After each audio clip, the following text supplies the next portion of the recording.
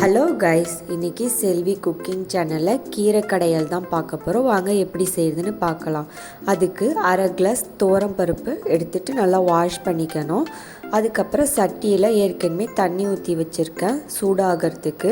தண்ணி சூடானதுக்கப்புறம் அதில் வாஷ் பண்ணி வச்சுருக்கிற பருப்பு சேர்த்துக்கிட்டு ஒரு பச்சை மிளகா, ஒரு தக்காளி, அரை டேபிள் ஸ்பூன் மஞ்சள்தூள் இதெல்லாம் போட்டுட்டு நல்லா வேக வச்சுக்கணும்.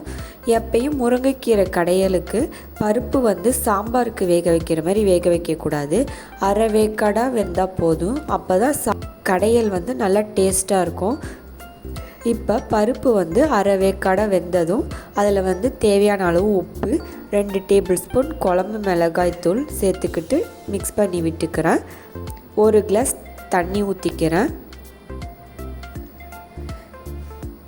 இப்போ இது கொதி வர்றதுக்குள்ளே இங்கே சீரகம் அரை டேபிள் ஸ்பூன், 1/4 டேபிள் ஸ்பூன் மிளகு, 1/4 டேபிள் ஸ்பூன் சோம்பு, பூண்டு, அதுக்கப்புறம் சின்ன வெங்காயம் இதெல்லாம் இடிச்சிக்கிறேன்.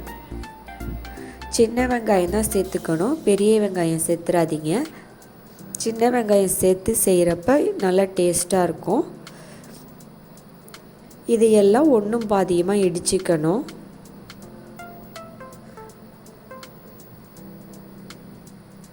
இந்த மாதிரி ஒன்றும் பாதியமாக இடித்ததுக்கப்புறம் அதை இந்த வேக வச்சுருக்கோம்ல பருப்பு அதில் சேர்த்துக்கணும்.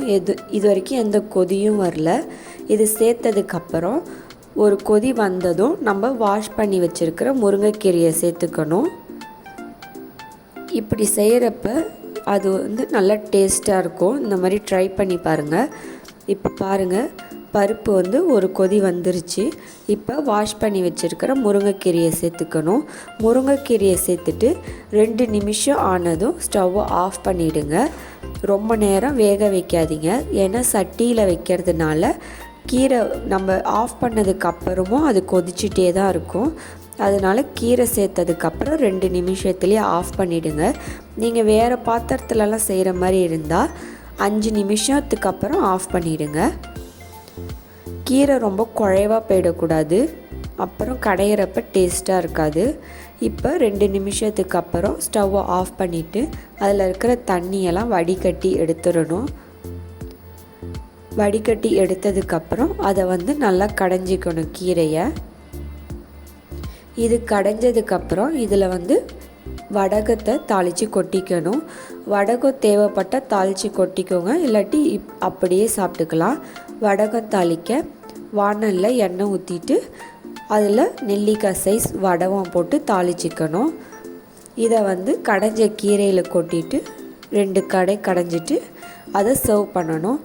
இந்த கீரை கடையில் நல்லா டேஸ்ட்டாக இருக்கும். நெய் நல்லெண்ணெய் ஊற்றி சாப்பிட்றப்ப நல்லா டேஸ்ட்டாக இருக்கும். ட்ரை பண்ணி பாருங்கள். இந்த மாதிரி முருங்கைக்கீரையை கடைஞ்சி சாப்பிட்டு ட்ரை பண்ணி பாருங்கள். எப்படி இருக்குன்னு கமெண்ட் பண்ணுங்கள். கடைஞ்ச கீரையை கெட்டியாக பாதியும் நம்ம எடுத்து வச்ச தண்ணியை மீதி கீரையில் ஊற்றிட்டு சாப்பிடலாம். எப்படி இருக்குன்னு கமெண்ட் பண்ணுங்கள். ட்ரை பண்ணி பார்த்துட்டு மறக்காமல் செல்வி குக்கிங் சேனலுக்கு சப்ஸ்கிரைப் பண்ணிவிடுங்க.